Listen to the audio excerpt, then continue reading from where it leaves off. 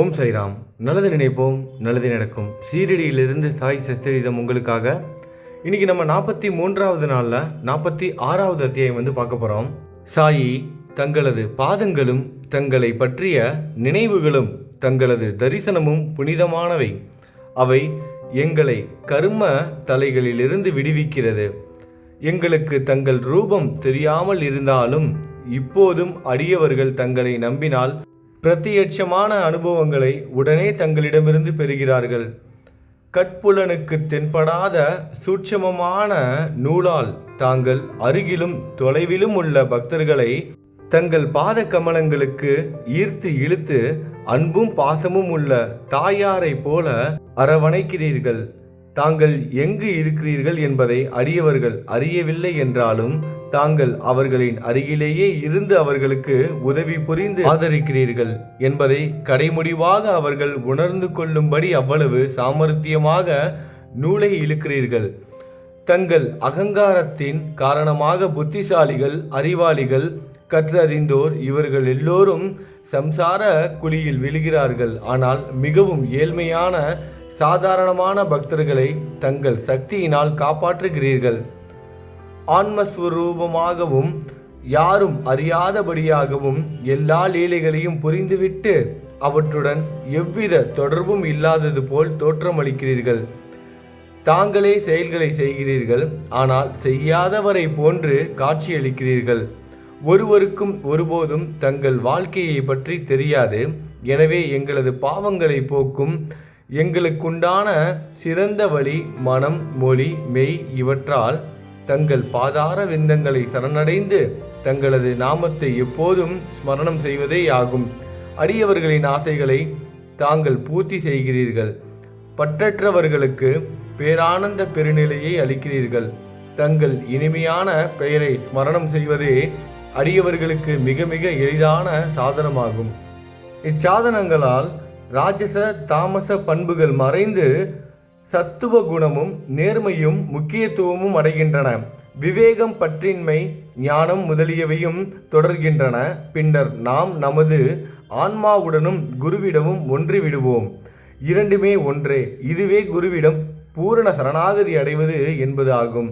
நமது மனம் அமைதியும் சாந்தியும் பெறுவதே இதற்கான ஒரே நிச்சயமான அடையாளம் ஆகும். இச்சரணாகதி, பக்தி, ஞானம் இவற்றின் பெருமை தனித்தன்மை வாய்ந்தது. ஏனெனில் அமைதி, பற்றின்மை, புகழ், முக்தி முதலியவை அதை தொடர்ந்து வருகின்றன. ஒரு அடியவரை பாபா ஏற்றுக்கொண்டால் அவரை அவர் தொடர்கிறார்.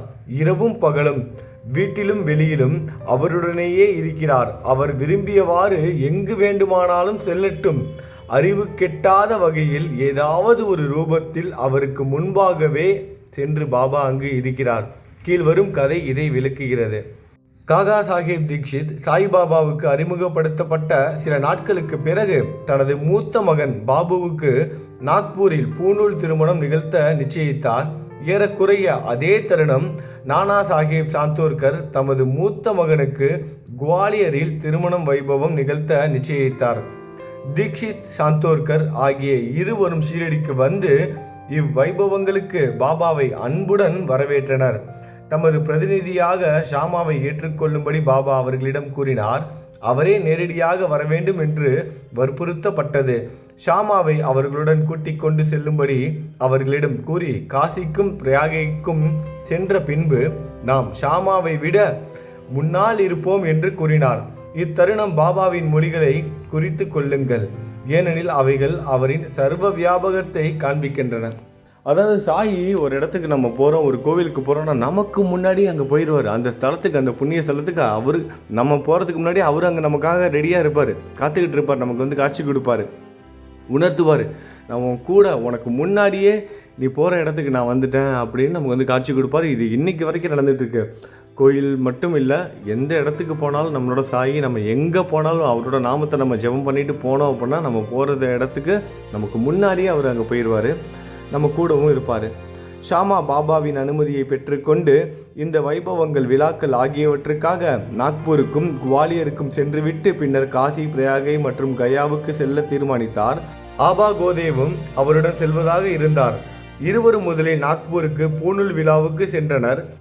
காகா சாஹேப் தீக்ஷித் ஷாமாவுக்கு அவரின் செலவுக்காக ரூபாய் 200 கொடுத்தார். பின்னர் அவர்கள் குவாலியருக்கு திருமண வைபவத்துக்கு சென்றனர். அங்கே நானா சாஹேப் சாந்தோர்கர் ஷாமாவுக்கு 100 ரூபாயும் அவரது சம்பந்தியான ஜடார் 100 ரூபாயும் கொடுத்தனர்.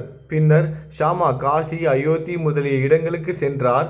காசியில் ஜடாரின் அழகான லட்சுமி நாராயணர் கோவிலிலும், அயோத்தியில் ராமர் கோவிலிலும் ஜடாரின் மேனேஜரால் நன்கு வரவேற்கப்பட்டார். ஷாமாவும் கோதேவும் அயோத்தியில் 21 நாட்களும், காசியில் 2 மாதங்களும் தங்கினர். பின்னர் அங்கிருந்து கயாவுக்கு புறப்பட்டனர். கயாவில் பிளேக் பரவி இருக்கிறது என்பதை ரயிலில் அவர்கள் கேள்விப்பட்டு மனக்கலக்கம் அடைந்தனர். இரவில் கயா ஸ்டேஷனில் இறங்கி தர்மசாலையில் தங்கினர். காலையில் கயாவாலா யாத்ரீகர்களுக்கு உணவும் இருப்பிடமும் அளிக்கும் அந்தனர் வந்து, யாத்ரீகர்கள் எல்லாம் முன்னரே புறப்பட்டு விட்டனர், நீங்களும் சீக்கிரம் புறப்படுவது நல்லது என்றார். ஷாமா தற்செயலாக அவரை கயாவில் பிளேக் இருக்கிறதா என்று வினவினார். இல்லை என்றார். தயவு செய்து எந்தவித கவலையும் பயமும் இன்றி வந்து தாங்களே பாருங்கள் என்றார். பின்னர் அவர்கள் அவருடன் சென்று அவரது இல்லத்தில் தங்கினார்கள். அது பெரிய விசாலமான சத்திரமாகும். தனக்கு கொடுக்கப்பட்ட இடத்தை பற்றி ஷாமா மிகவும் மகிழ்ந்தார். ஆனால் கட்டிடத்தின் முற்பகுதியில் நடுவே மாட்டப்பட்டிருந்த பாபாவின் பெரிய அழகான சாயி படமே அவரை மிகுந்த மகிழ்ச்சியில் ஆழ்த்தியது. இப்படத்தை பார்த்ததும் ஷாமாவுக்கு உணர்ச்சி பொங்கியது. அவர் காசிக்கும் பிரயாகைக்கும் சென்ற பிறகு ஷாமாவுக்கு முன்னதாகவே நாம் அங்கு இருப்போம் என்ற பாபாவின் மொழிகளை நினைவு கூர்ந்தார். கண்களில் கண்ணீர் பொங்கியது, மயிர் கூச்செறிந்தது, தொண்டை அடைத்து தேம்பி அழத் தொடங்கினார். அங்கு பிளேக் இருப்பது குறித்து பயந்து அதனால் அவர் அழுகிறார் என கயாவாலா நினைத்தார். ஆனால் ஷாமா பாபாவின் படத்தை எங்கிருந்து எப்போது அவர் பெற்றார் என்று விசாரித்தார். கயாவுக்கு வரும் யாத்ரீகர்களின் வசதிகளை கவனித்துக் கொள்வதற்காக அவருக்கு 200 அல்லது 300 ஏஜென்ட்டுகள் மன்மாடிலும் குந்தாம்பேயிலும் வேலை செய்வதாகவும் அவர்களிடமிருந்து பாபாவின் புகழை கேள்விப்பட்டதாகவும் கூறினார். பின்னர் ஏறக்குறைய 12 ஆண்டுகளுக்கு முன்னர் அவர் ஷீரடிக்கு சென்று பாபாவின் தரிசனத்தை பெற்றார். அங்கு ஷாமாவின் வீட்டில் தொங்கவிடப்பட்டிருந்த பாபாவின் படத்தை பாபாவின் அனுமதி பெற்று ஷாமா அவருக்கு கொடுத்தார். இது அதே படம்தான். இந்த முந்தைய நிகழ்ச்சியை ஷாமா அப்போது நினைவு கூர்ந்தார்.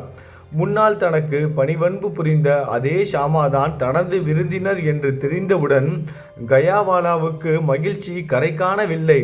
புனித சேத்திரமான கயாவிலிருந்து இவர் என்ன பண்ணியிருக்காரு, ஷீரடிக்கு வந்திருக்காரு. இந்த சத்திரம்லாம் நடத்துகிறவர் பாபாவோட புகழை கேள்விப்பட்டு எங்க காசி கயாவிலிருந்து வந்திருக்காரு, எங்க ஷீரடிக்கு வந்திருக்காரு. ஷீரடிக்கு வந்து நம்ம சாயியோட ஆசீர்வாதத்தை வாங்கிட்டு ஷாமா வீட்டில் தங்கியிருக்காரு. ஷாமா வீட்டில் இருந்த படத்தை பாபாவோட அனுமதியோட பாபா வந்து ஷாமா வந்து கொடுக்க சொல்லி ஷாமாவும் அன்பளிப்பாக வந்து அவருக்கு வந்து கொடுத்துருக்காரு. இந்த கயாவில் இருக்கிறவருக்கு 12 வருஷத்துக்கு அப்புறம் இவர் அவங்க வீட்டுக்கு வந்து விருந்தாளியாக போகிறாரு. எப்படிலாம் நாட்களை வந்து குறித்து வைத்திருக்கிறாரு பாருங்கள் நம்மளோட சாயி. இவர் கொடுத்த படம் அங்கே இருக்குது. எப்படிப்பட்ட விஷயம் இல்லாது இவருக்கு தெரியாதுல்ல. எந்தெந்த ஊருக்கு போயிட்டு எங்கெங்கே போகிறாரு. கடைசியாக அங்கே போகும்போது அவர் நம்ம சாயியோட படம், அதுவும் இவர் ஷாமா கொடுத்த அதே படம், அவரோட வீட்டில் இருந்த அதே படம் இப்போ கயாவில் இருக்குது.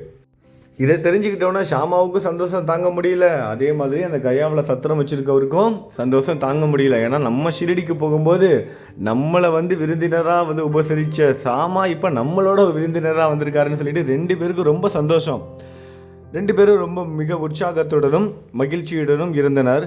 கயாவாலா அவருக்கு சரியான ராஜ உபசாரம் செய்தார். அவர் பெரும் பணக்காரர். தான் ஒரு பல்லக்கில் அமர்ந்து யானையின் மேல் ஷாமாவை அமர செய்து அவரது தேவை சௌகரியங்கள் அனைத்தையும் கவனித்து கொண்டார். இக்கதையின் நீதியாவது, பாபாவின் மொழிகள் வார்த்தைக்கு வார்த்தை அப்படியே உண்மையாகின்றன.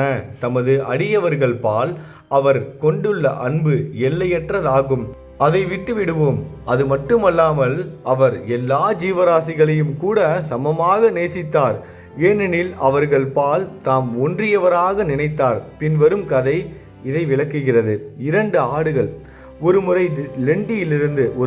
லெண்டியிலிருந்து பாபா திரும்பி வந்து கொண்டிருந்த போது ஆட்டு மந்தையொன்றை கண்டார். அவைகளில் 2 அவரின் கவனத்தை கவர்ந்தன. அவைகளிடம் சென்று அவற்றை தடவி கொடுத்து அன்பு செலுத்தி அவைகளை ரூபாய் 32க்கு விலைக்கு வாங்கினார். பாபாவின் இந்த செயலை கண்டு பக்தர்கள் ஆச்சரியமுற்றனர்.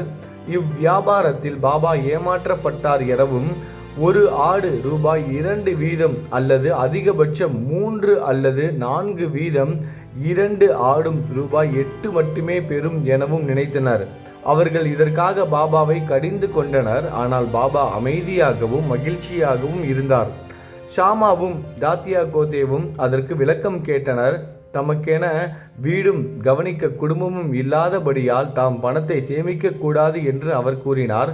தமது செலவில் 4 சேர் பருப்பு வாங்கி ஆடுகளுக்கு அளிக்கும்படி கூறினார். இது முடிந்த பின் பாபா ஆடுகளை மந்தையின் சொந்தக்காரருக்கு கொடுத்துவிட்டு ஆடுகளை பற்றிய தமது பழைய ஞாபகத்தையும் கீழ்கண்ட கதையையும் கூறினார். 32 ரூபா கொடுத்து ஆடு வாங்கியிருக்காரு. 2 ரூபா அதிகபட்சம் ஒரு 8 ரூபா போகும் 2 ஆடும் சேர்த்து. அந்த ஆடை 8 ரூபாய்க்கு வாங்க வேண்டிய ஆடை 32 ரூபாய்க்கு 4 மடங்கு அதிகமாக கொடுத்து வாங்கியிருக்காரு. வாங்கினதோடு மட்டும் இல்லாமல் ஆடுகளுக்கு பருப்பும் வாங்கி கொடுக்க சொல்லியிருக்காரு. காசு கொடுத்து பருப்பு வாங்கி கொடுக்க சொல்லி கிட்டத்தட்ட ஒரு 4 கிலோ, அதாவது 4 சேர் அப்படின்னு சொல்கிறாங்க, 4 பங்கு பருப்பும் வாங்கி கொடுக்க சொன்னதுக்கப்புறம் அந்த ஆடையும் அவர் வச்சுக்காமல் என்ன பண்ணிட்டாரு, திரும்பவும் அந்த ஆட்டு மந்தை அந்த ஆடு விற்பாங்களே அவங்கள்ட்டையும் கொடுத்துட்டாராம். கொடுத்துட்டு தன்னோட பழைய ஞாபகத்தை பற்றி ஒரு கதை ஒன்று சொல்கிறாரு நம்மளோட சாயி. ஷாமா, தாத்தியா, இவ்வியாபாரத்தில் நான் ஏமாற்றப்பட்டு விட்டேன் என நீங்கள் நினைக்கிறீர்கள் கிடையாது. அவைகளின் கதையை கேளுங்கள். அவைகளின் முந்தைய பிறவியில் மனிதர்களாய் இருந்தனர். எனது நண்பர்களாய் இருந்தது. எனது அருகில் அமரும் நல்ல அதிர்ஷ்டம் பெற்றிருந்தனர். அவர்கள் ஒரு தாய் மக்கள். முதலில் ஒருவரையொருவர் நேசித்தனர். ஆனால் பிற்காலத்தில் பகையாளிகளாய் ஆகிவிட்டனர். மூத்தவன் சோம்பேறி, பின்னவன் சுறுசுறுப்பானவன். ஆதலால் பெரும்பொருள் திரட்டினான். மூத்தவன் பேராசையும் பொறாமையும் கொண்டு பின்னவனை கொன்று பணத்தை எடுத்துக்கொள்ள விரும்பினான். தங்கள் சகோதர உறவை மறந்து ஒருவருடன் ஒருவர் சண்டை போடத் தொடங்கினர். மூத்தவன் இளையவனை கொல்ல பல வழிமுறைகளை கையாண்டு அவனது முயற்சிகளில் தோல்வி அடைந்தான். இவ்வாறாக அவர்கள் மரண விரோதியானார்கள். முடிவாக ஒரு சந்தர்ப்பத்தில் மூத்தவன் இளையவன் தலையில் தடிக்கம்பால் பலத்த மரண அடி ஒன்று கொடுக்க இளையவன் மூத்தவனை கோடாரியால் தாக்க, இதன் விளைவாக இருவரும் அவ்விடத்திலேயே மாண்டனர்.